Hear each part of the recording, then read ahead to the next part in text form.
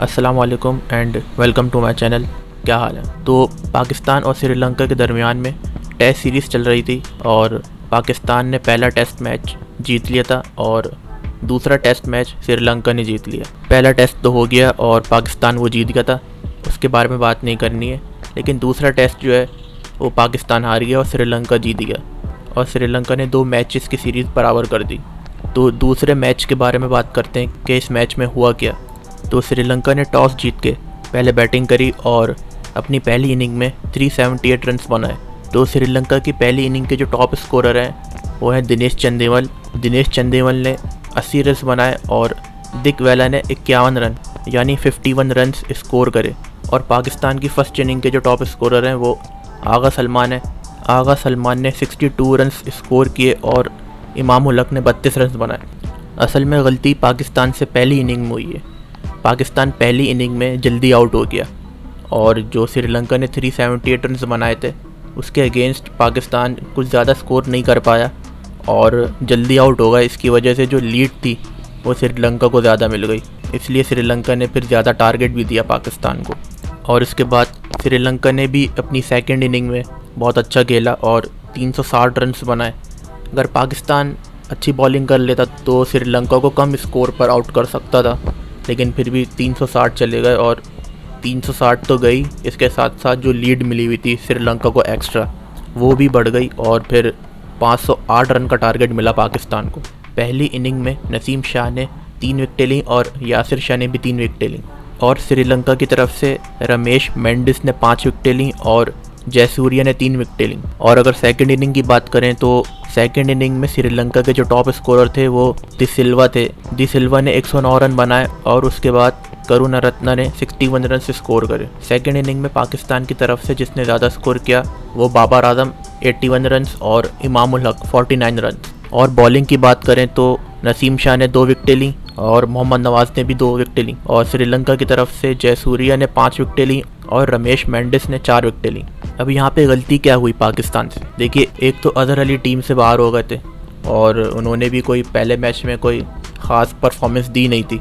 दूसरा ये कि शाहीन शाह मैच से आउट हो गए थे, तो जिसकी वजह से बॉलिंग पे बहुत असर पड़ा। देखा होगा इस टेस्ट मैच में कि श्रीलंका ने बैटिंग अच्छी करी, फर्स्ट इनिंग में भी और सेकंड इनिंग में भी। तो यहाँ पे ये एक बॉलिंग का फ़र्क आ गया शाहीन शाह के जाने से। लेकिन बैटिंग में क्या हुआ?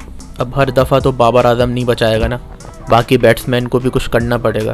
तो अगर अपनी बैटिंग इम्प्रूव कर लेते और रन्स स्कोर हो सकते थे, तो वही जैसे मैंने पहले बात करी कि इतनी लीड एक्स्ट्रा मिल गई थी श्रीलंका को, जिसकी वजह से टारगेट बहुत ज़्यादा चला गया और जब टारगेट ज़्यादा चला गया तो फिर उसको बनाना मुश्किल है। तो बैटिंग में बैट्समैन शायद घबरा गए और आउट होते चले गए।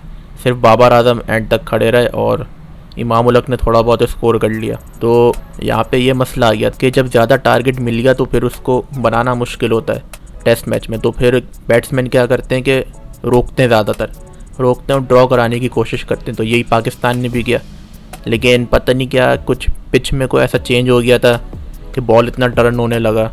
शायद पहले भी टर्न हो ही रहा था बॉल। आपने देखा होगा कि ज़्यादातर विकेटें स्पिनर्स ने लिए श्रीलंका की तरफ से, तो स्पिनर्स को शायद पाकिस्तान के बैट्समैन समझ नहीं पा रहे सही से। तो पाकिस्तानी बैट्समैन को शायद स्पिनर को ज़्यादा अच्छा खेलने की ज़रूरत है, प्रैक्टिस की ज़रूरत है। और मुझे समझ नहीं आता हसन अली का क्या है कि हसन अली जो है सीरियस नहीं है, मजाक मस्ती में लगा हुआ है। अब हसन अली के अंदर से शायद डेडिकेशन ख़त्म हो गई है।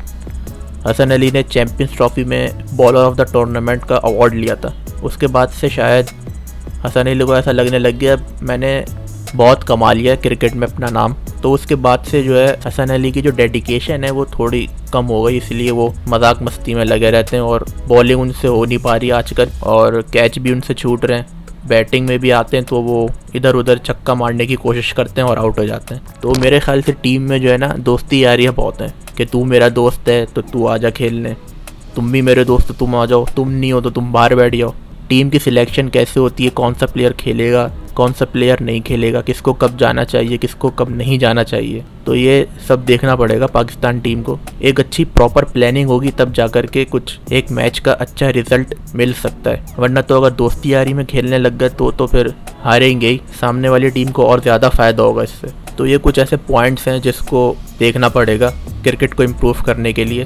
दोस्ती यारी ख़त्म होगी तो फिर ऐसा कुछ पाकिस्तान आगे बढ़ सकता है क्रिकेट में।